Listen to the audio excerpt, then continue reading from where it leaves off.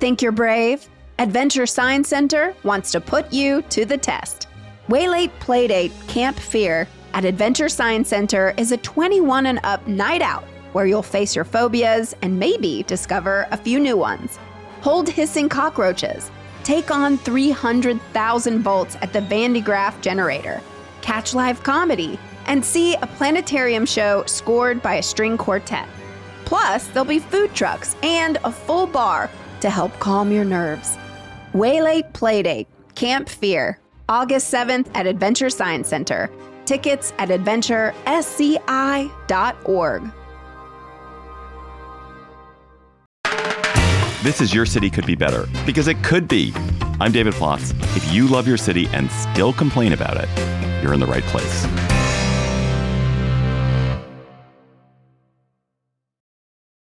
Zoning is one of the most boring and important facts about living in a city, or living anywhere, really. Almost no one understands zoning, but it can be what decides whether you have a factory next door or an apartment building or a mansion. And I've been looking for a way to talk about it on Your City Could Be Better. And that is why I'm thrilled to have Eli Sabin as my guest today. As an alder in the city of New Haven, Connecticut, alder basically being some kind of archaic New England term for a city council member, Eli led a push over several years to change zoning rules in downtown New Haven, the district he represented. So Eli, welcome to Your City Could Be Better. Thank you. Thanks so much for having me, David. And before we get started, I should say that Eli and I have known each other a long time because I co-host the Slate Political Gabfest with his mom, Emily Bazelon. So I'm glad to have a second generation podcast with you, Eli. It's an honor. New Haven, Connecticut has been governed for a long time by specific zoning laws that made it very difficult or maybe even impossible to build tall buildings downtown, even for housing. And that is until recently when Eli, who was elected to the New Haven Board of Alders in 2019, took it upon himself to change that. So Eli's here to talk about this major win that he sees for affordability and access. So Eli, what is zoning? I'd sort of like to think about zoning as a blanket or a net that goes over the whole city. As a sort of visual, you could think of there being something that is covering the whole city and basically suppressing what can be built on any particular piece of land. So zoning restricts how tall buildings can be, how much of a lot they can cover, and also, very importantly, what kind of building could go on any particular piece of land. And that actually turns out to be one of the most important legal regimes in the country and policy issues that affects all of our daily lives, including where we live, how expensive our rent or our homes are, and so much else about our daily lives. It has evolved over the decades since to become much more about residential zoning and regulating the kind of homes that can be built in particular parts of any community. Is this a universal thing? Is it every place in America has zoning, and is it every place in the world has zoning, or is this distinctive to certain regions or distinctive to the United States? Basically, every place in America has zoning, in part because there was a effort by the federal government through a standardized zoning code that was pushed out in the early 1900s as well. But there are some places that don't have zoning. Famously, Houston does not technically have zoning, right. But they have a regime that is somewhat similar. And this is definitely something that exists, particularly in the Anglosphere and in other English-speaking countries around the world. But ultimately, basically every part of the world has some kind of laws controlling what can get built on particular pieces of land. Okay, and when it comes to the United States, or New Haven in particular, who controls zoning? Is that something that the feds control, the state controls, the county controls, the city controls? So zoning in New Haven is controlled at the moment by our city governments, and that is generally the case around the country. But from a legal perspective, the powers that exist at the city level are really powers often that are just granted to the cities by state governments, as cities are creatures of the state in many cases. And so we have control over our zoning in New Haven. It could be more controlled at the state level, and that is something that there's been lots of discussion and debate over around the country in recent years. So let's go to the problem you face. So as you said, you were elected in 2019. In 2022, it looks like you really began a push to rezone. So what is this problem that you saw in downtown New Haven or New Haven broadly that you were trying to address? We have a huge shortage of affordable housing in New Haven. It's obviously a crisis that's facing communities across the country, but particularly in New Haven over the last 20, 25 years, the city's been growing for the first time in a while, and there are new people moving into town with more money, and our housing stock has not kept up with the demand for places to live. And so rents have gone up substantially, and the homelessness has increased, and more families are getting pushed out of New Haven because of the cost of living and the cost of housing specifically. And so because I was representing downtown, I felt an obligation that our downtown needed to do as much as we possibly could to help address the affordable housing crisis, because I thought that it would make a lot of sense for our downtown to be the place where we tried to concentrate more of the growth as we look to address the housing shortage in our city. And just before we get to how you tried to address it, is there a way you'd quantify the crisis that you saw? Yeah, I mean, there were some studies done that showed a shortage of, I think, 8,000 units of affordable homes in the city. There are 25,000 families on our... sorry, just to interrupt you. You said that 8,000 units of affordable homes. Is the crisis you were trying to address an affordability crisis or just a lack of housing crisis? And why do you frame it as an affordability crisis rather than we just don't have enough places for anyone to live? Because it seems like actually one of the things that you're presumably trying to do is not simply to get people who are going to pay. You want to get people who are going to get expensive housing too. You want there to be a rich tax base in New Haven. Yeah, we're trying to build all kinds of housing, as much affordable housing as possible. The biggest need from the studies that have been done in the city was on the lower income end of the income spectrum, and so our goal was to try to build as much affordable housing as possible. And we have a law on the books in New Haven that requires that new developments include at least 15% of the units as affordable housing, deed restricted, meaning they have to be rented to people with under a certain income. And so part of our goal with the Downtown for All legislative effort was to help build all kinds of housing, but especially make sure that we are building the kinds of housing that would have these deed restrictions and be available for lower income families who are really struggling to afford places to live in our city. Okay, so I'm a builder in New Haven. What are the constraints that I as a builder have had when I've been trying to expand housing in downtown New Haven, and thus that your residents, because they are the ones who are going to move into that housing, have had? Yeah, so FAR is a complicated zoning term that stands for floor area ratio. Basically, it means if you have a FAR of 2, it means you could either build a building that is 2 stories and covers the entire lot, or you could build something that's 4 stories and covers half of the lot, or it's a ratio of the area of the building over the size of the piece of land that you're trying to build on. Previously, for decades, the maximum FAR in New Haven in our downtown was 6. And one of the things that I talked about a lot as we were pushing the Downtown for All effort was that there are a bunch of buildings that provide really important housing in our city center, like the Taft apartment buildings, which used to be a hotel, that have an FAR that's far above 6. So the Taft Apartments is around an FAR of 11, and so I thought it was really important to be able to point out to people, we have these buildings right now that are providing much needed housing stock, but if somebody wanted to build a building like that right now, it would be illegal.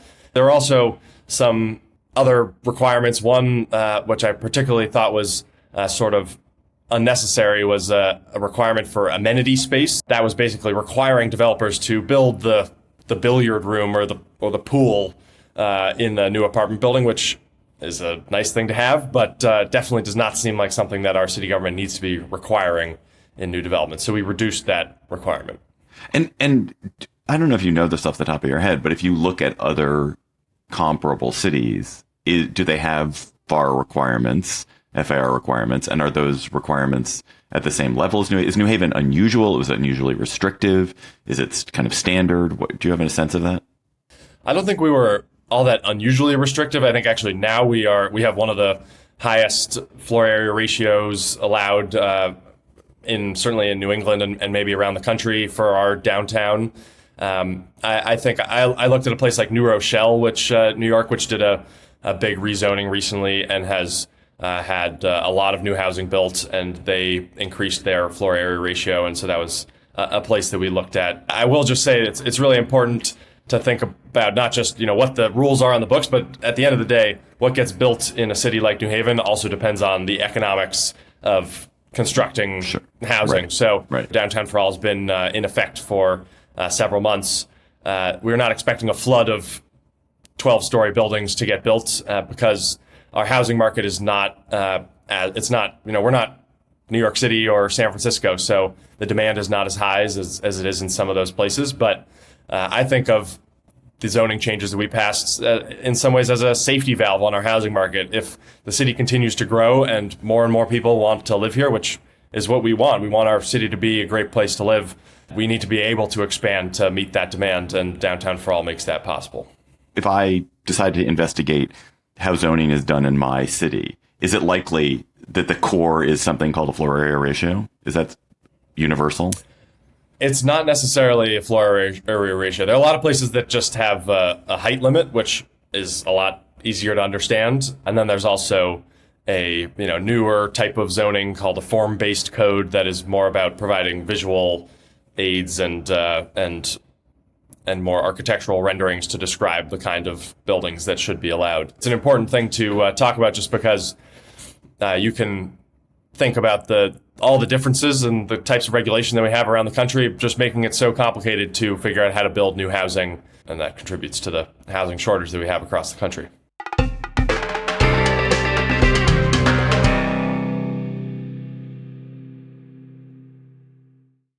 You hinted, as we were talking earlier, that you passed this in December, and of course, it does not mean there are now 8,000 new units of housing in New Haven. Is there anything on the drawing board? Has anything happened substantively since you passed this? Well, one thing that's happened is that the city got sued by a few local residents who tried to overturn Downtown for All. So there is a lawsuit that's currently underway. What's their claim? What's the wrong that's been done? It's an entirely process-based claim that there wasn't enough notification, basically, of residents, which is not true. And we followed the city followed all the processes that are required to notify the public of a zoning change. But this is something that actually is interesting because there was a major lawsuit that delayed the Minneapolis 2040 plan, which was their major rezoning for years. And so this is a common issue with efforts to make it easier to build affordable housing because just a few people can use a lawsuit to slow down change and delay much needed housing for years. But I think the important thing to add there to your question is the building code in this country. You have to start using steel and concrete when you go above 8 stories. And so that's a lot more expensive on a per square foot basis for construction. So my expectation is that we are not going to see a ton of very tall buildings using the new changes under Downtown for All in the next couple of years, probably. And we may see them down the road, especially if the housing market continues to worsen and things get even more expensive for families. So again, it's sort of a safety valve on our housing market to make sure that we don't get our housing crisis doesn't get as bad as places in California and New York. And that actually gets to something that I was thinking about when I saw, Eli got this passed. It was unanimous.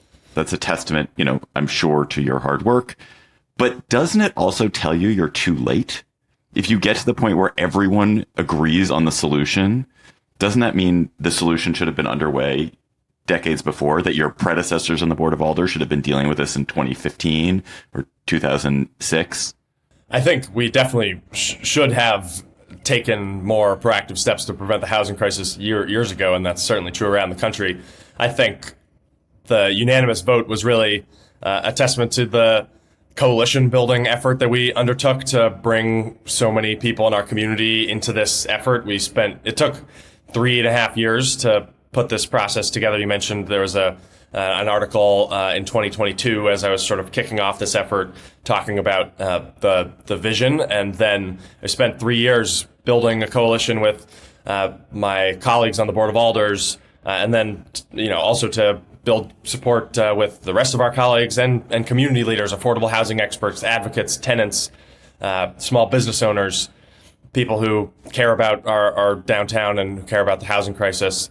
And so the unanimous vote was really because of that work of bringing a ton of people into the effort and making sure people felt the urgency of the crisis that we're facing right now. Okay.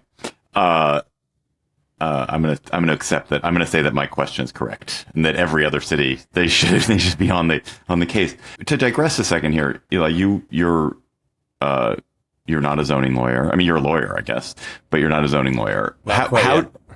I just graduated from law school. Okay. Well, I will not hire you to represent me. You have not passed the bar. Exactly. How did you learn about zoning? How did you decide to learn about zoning when you decided, oh, this is a project I'm going to take on? I need to learn about zoning. Like, so if you're an aspiring city council member in Nashville who's listening to this, what is the course of study you recommend? Well, I got elected to the Board of Alders, our city council, when I was 19, and I was incredibly excited for the opportunity and the challenge of serving my hometown. I was born and raised here in New Haven. And really, because I've been hearing, so many families talk about our housing crisis, and that's just such a clear problem in our community, I wanted to dig in and see what the solutions could be and what our city government could do about it. And, I would go to our first meetings, and these zoning changes would come up. Usually it's a one-off project of some kind, changing the zoning on some parcel of land that somebody wants to build some 3-family house, and they need some kind of change. So I started to understand that this is something that the Board of Alders has control over, and then I ended up actually writing, as I got more interested in this topic, I ended up writing my senior thesis in college about zoning issues, and particularly looking at Minneapolis, Minnesota, and Berkeley, California, which had undergone big legislative efforts to change their zoning. And so I spent a long time investigating and digging into what had gone on there, the political coalitions that had allowed housing reform to happen. And certainly the David Schleicher, who has been a mentor of mine and who advised my thesis, who's a Yale Law School professor and a zoning expert, has also been an incredible resource. And I've spent a lot of time reading his work and talking with him about these issues as well, and many, many others. So you are running for the Connecticut State House, the House of Representatives, and you have a primary in just a couple of weeks on, I think, August 11th. I think that's what my note says. So how do you foresee continuing to work on these issues if you are in the State House? Like, what would you be able to do at the state level that you can't do at the alder level? Well, as we were mentioning before, city governments are currently responsible for zoning in a lot of ways, but they are creatures of the state. And so I think there's a lot more that our state government can do to push every community in the state to be more proactive about addressing the housing crisis.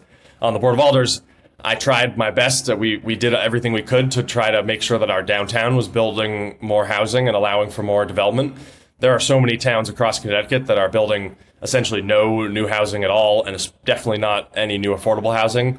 And there's more the state can do to push those towns to do more. So we need our state to step up and help provide funding to allow more affordable housing to get built as well.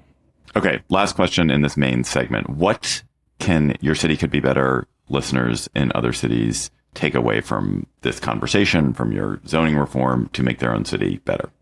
I think the main lesson to take away from this is that if you have a housing crisis in your community, which in this day and age in America, the answer is probably you're a human yes. being. Yes. Yes. Zoning is probably a big part of the problem.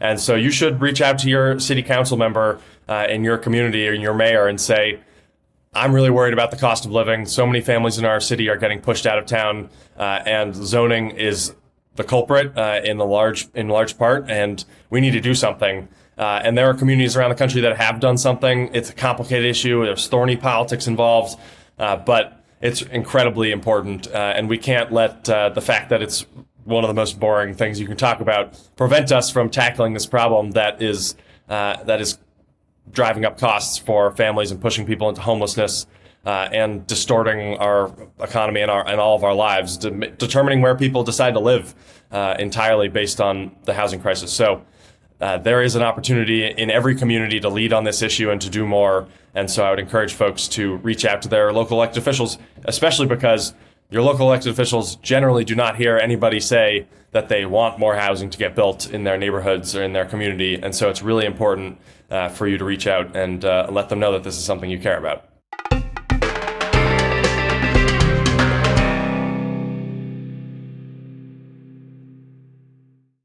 So let's go to our word on the street segment. Eli Sabin, you live in New Haven. You're born and raised. As far as I can tell, you've never left it. You went to college and law school there. So you know it well. And for those of us outside of New Haven, it is famous largely because of Yale. And our pizza as well. And your pizza. That's true. I didn't like the hesitation that I No, I was trying to decide if Yale is at 10, at what level is Frank Pepe? Is I don't know, 6 famous compared to Yale? But good, but fair point. So I want to talk about Yale, what it's like to live in a college city. So it's obvious what the advantages of having Yale in New Haven are. You get economic activity, you get rich professors living there, you get students who stay on and work and start businesses, and you have a great hospital probably because you have a good medical school. I'm curious, what are the disadvantages, if any, of having such a huge and rich and powerful institution in your city?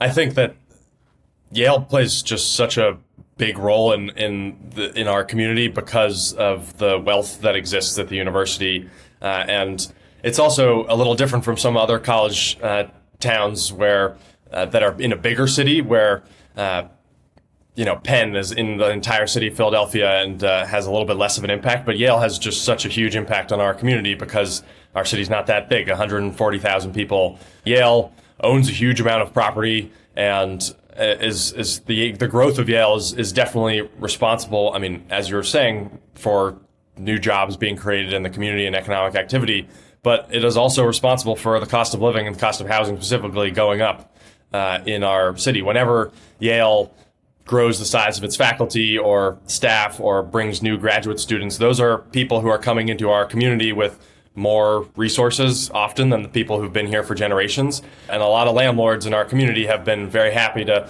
slap a coat of paint on a rental unit, and a place that in the Dwight neighborhood just outside of our downtown that has historically been a working class black neighborhood is now a lot of Yale grad students and Yale affiliated employees and staff.